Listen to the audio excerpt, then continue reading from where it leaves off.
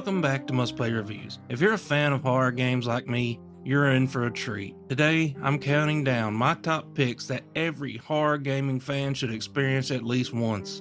These are the games that will keep you up at night, make your heart race, and remind you why you fell in love with the genre in the first place. From hidden gems to all-time classics, there's something here for everyone. So, grab your headphones, turn off the lights, and let's dive into the terrifying world of horror.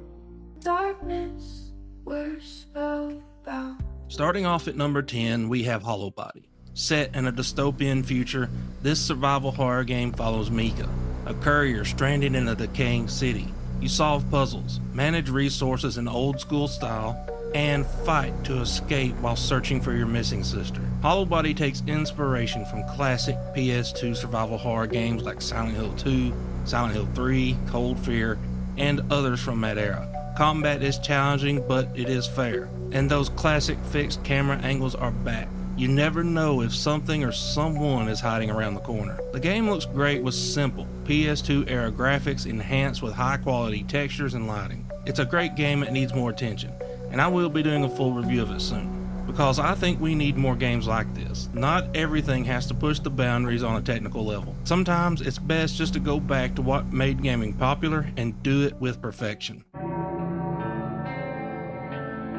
Coming in at number 9 is Chernobylite. This game blends survival horror, exploration, and a gripping story of the main character, Igor, who is looking for his missing wife, seeing visions of the past, or an alternate reality altogether. At first glance, Chernobylite doesn't look like much of a horror game, but walking around the dead city is unsettling, where you can still see how the people just had to leave everything behind. Then, throw in the paranormal creepy vibes with these green, irradiated looking monsters that will hunt you, all while you're just trying to gather materials to make your way further into the area. It has base building, randomized missions, and other characters that you need to keep alive, as they can be sent on missions on their own to help collect gear and supplies to keep your base running. Chernobylite has a lot to offer for those who like survival and horror games.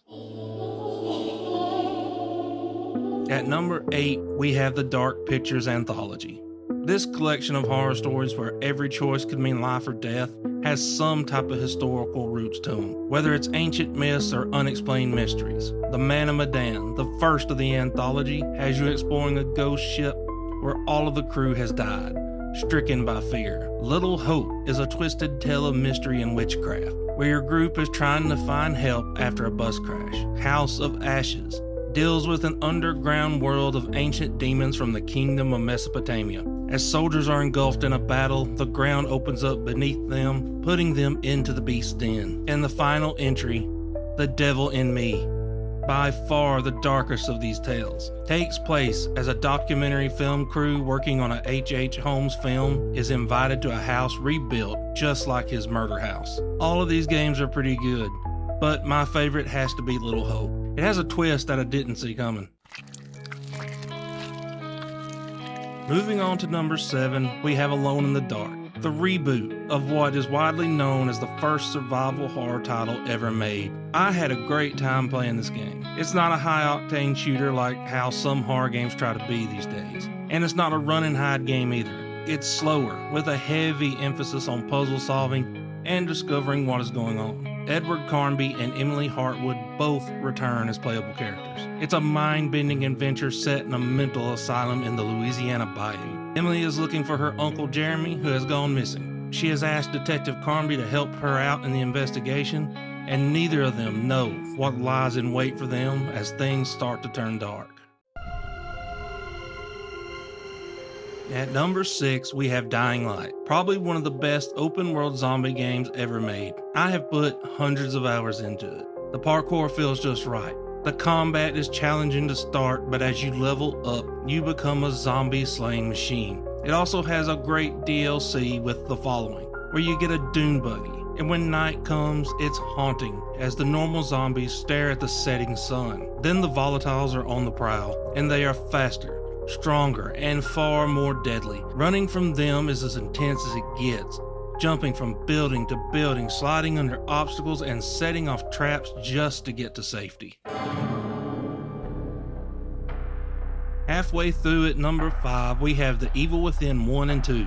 If you want some classic survival horror from the creator of Resident Evil, you need to check out these two games. The first is a twisted psychological nightmare that keeps you confused about what's happening the entire game. You have to manage ammo, use stealth, and sneak by the deadly foes. The Evil Within 2 is a bit different. It's a little bit faster, but it still has those classic survival horror features. But it's set in an open world area with secrets and items to find. With updates and patches, they added in an FPS mode to it. They are both great for different reasons, and they offer a good challenge. Coming in at number 4 is the Dead Space remake.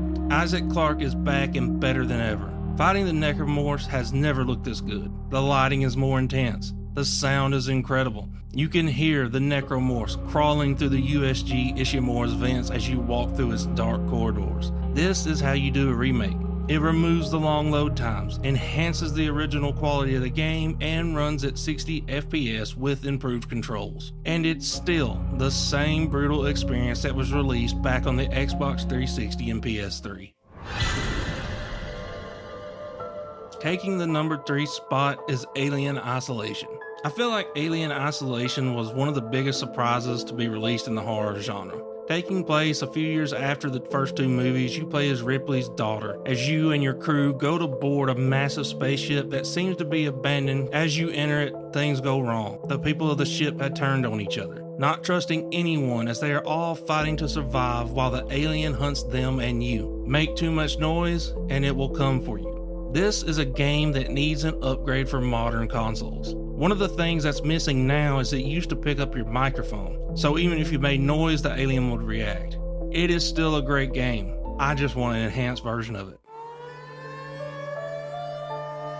At number 2, we have Silent Hill 2. The remake is releasing soon, and if you're wondering if the original is still worth your time, the answer is yes. It's a classic and a masterclass in horror and level design, forcing you to check every room to find ways to solve puzzles. The enemies are iconic. Pyramid Head is up there with Nemesis and Tyrant. You are James Sunderland, who receives a letter from his dead wife to come to Silent Hill. The town is swamped in fog and monsters lurk around every corner. When the sirens howl, the world changes to a nightmarish realm of rusted metalworks and haunting sounds. It's one of the best horror games ever made. Now, before we get to number 1, there are a few honorable mentions. Kai is a horror game based on Japanese folklore, focusing on stealth and puzzle solving to avoid malevolent spirits. It's dark and creepy. Amnesia the Bunker, emphasizing survival and resource management in a claustrophobic environment. The newest installment in the Amnesia series, which just keeps getting better and better. Tormented Souls, a throwback to classic survival horror with fixed camera angles, challenging puzzles, and a creepy setting. And finally, at number 1, we have none other than the Resident Evil franchise. Capcom, an already iconic publisher, took a chance and released the first of this long-running series back in 1996. And it took the world by storm, and it has only grown more over the years, giving us adventure after adventure, starring some of the most iconic characters in video games. Jill Valentine, Chris Redfield, Albert Wesker, Leon S. Kennedy, Claire Redfield, and many more. If you want to play the original trilogy, it's on GOG and it's enhanced to work on modern hardware. The remakes of 1, 2, 3, and 4, along with almost every Resident Evil game ever released, are available on almost every platform. It's the king of horror, and it's looking to stay at the top for quite some time, with a new game in the works and more remakes to come.